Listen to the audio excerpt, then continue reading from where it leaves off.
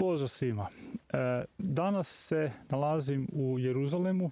Moram prekinuti jer ludi izlazak sunca je sad upravo u tijeku.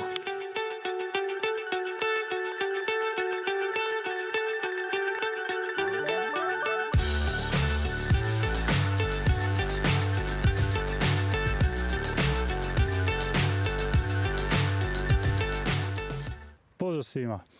Danas sam za fotografiranje odabrao lokaciju u Sloveniji, u pograničnom području s Hrvatskom. To je vinorodno područje Jeruzalem. I iznenadio me prekrasan izlazak sunca, jer po prognozama nije trebalo tako izgledati. Srećom po mene. Tako da, čim sam došao na lokaciju, morao sam na brzinu pronaći nekakvo mjesto s kojega ću snimiti taj spektakularni izlazak.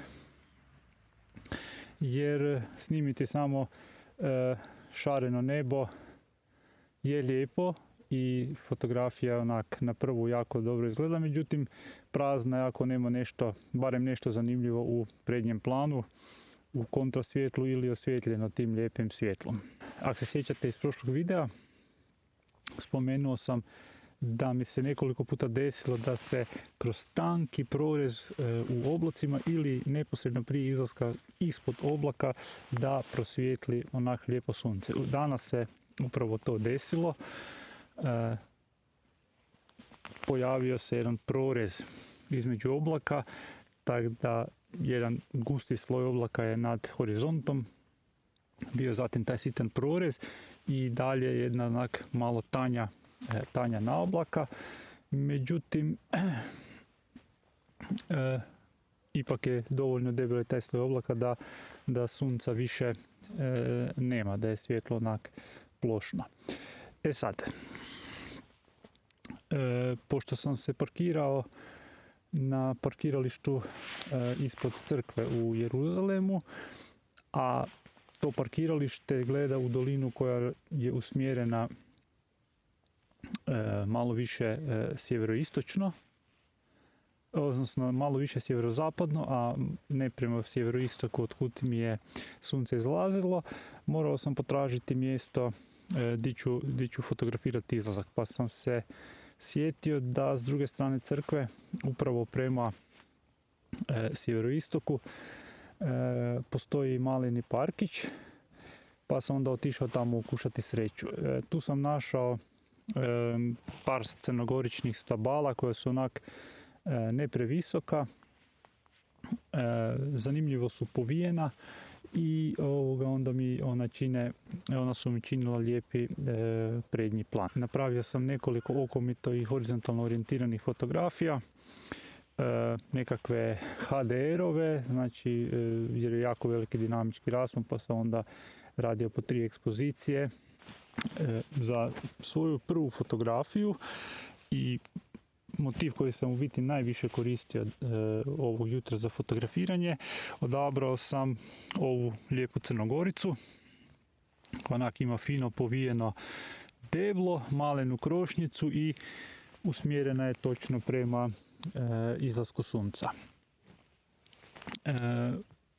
Kadar sam okrenuo okomito, i na fotoaparatu je širokokutni objektiv 16 do 35 mm na 16 mm i kadrirano je tako da kadar kreće neposredno ispod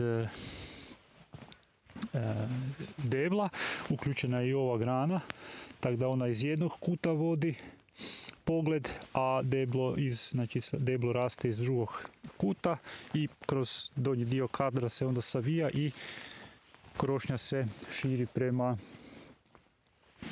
prema izlasku sunca. U trenutku izlaska bilo je nekoliko varijacija, od plavog neba prošaranog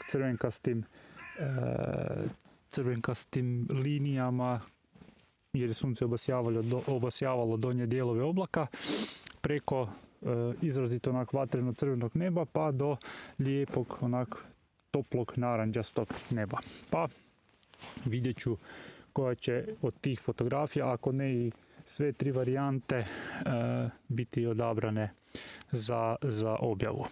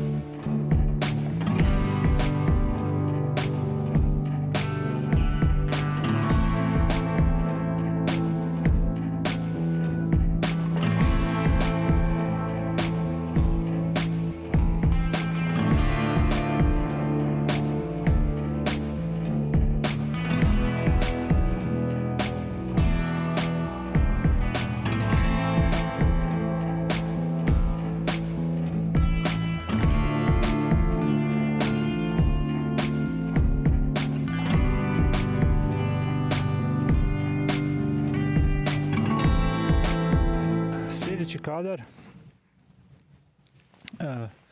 bio je fotografiran sa ovim tu dijelom debla, ono se povilo čisto dole i osušilo se u potpunosti. Iskoristio sam ove svijetle lijepe grane i crvenkasti odsjaj na njima kao prednji plan. Tu sam napravio nekoliko fotografija sa stativa i iz ruke, tako da koristio sam u biti cijelo ovo deblo. Vjerojatno najzanimljiviji kadar će biti ovaj koji sam snimio odavde sa ovim bršljanom u prednjem planu i granom koja se povija u padinu, a sunce se skriva, u tom trenutku se počelo skrivati iza oblaka. Znači, ovdje se zbog blizine prednjeg plana desio problem da mi polje dubinske oštrine nije dovoljno veliko, tako da sam morao napraviti 2 fotografije, jednu sa oštrim prednjim planom, drugu sa oštrom pozadinom, koje ću kasnije spojiti tako da onda u gotovoj fotografiji imam oštro sve od prednjeg plana do pozadine.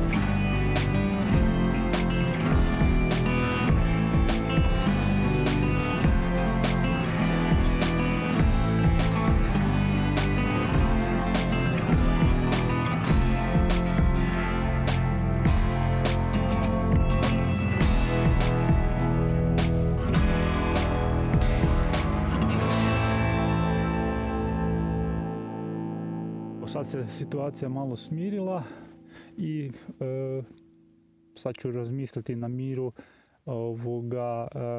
kuda dalje. Plan generalni nekakav imam, ali vidjet ću da li ću pričekati još neko vrijeme ovdje u Jeruzalemu ili ću se odvesti negdje dalje. Kao što vidite, svjetlo nije baš nekakve kvalitete. Nekakav vjetrić puše i ovi oblaci se prilično onak lijeno kreću. nekakva ideja je bila da ako bi se svjetlo malo popravilo, da probam snimiti okomiti kadar sa ovom crkvicom, tako da u donjem dijelu kadra bude ova cesta koja prolazi između Brežuljaka i vodi onda prema toj crkvici. Planirao sam napraviti dugu ekspoziciju pomoću ND filtra, ali mi za to ipak treba nekako malo kvalitetnije svjetlo. Pričekat ću tu još na parkingu, vidjeti da li će se možda svjetlo malo promijeniti pa da snimim tu fotografiju i onda idem dalje. Otišao sam dalje, ali o tome u drugom videu. Nadam se da ste uživali u fotografijama jednako kao i ja kad sam ih snimao. Ako ste izdržali do kraja, hvala vam na gledanju. Ako vam se viđeno svidjelo, slobodno stisnete like i ako još niste, možete se pretplatiti na moj kanal. Imate li kakvih pitanja ili komentara, možete to učiniti ispod ovog videa, a možete me kontaktirati putem društvenih mreža. Još jedanput hvala na gledanju i do idućeg videa pozdrav!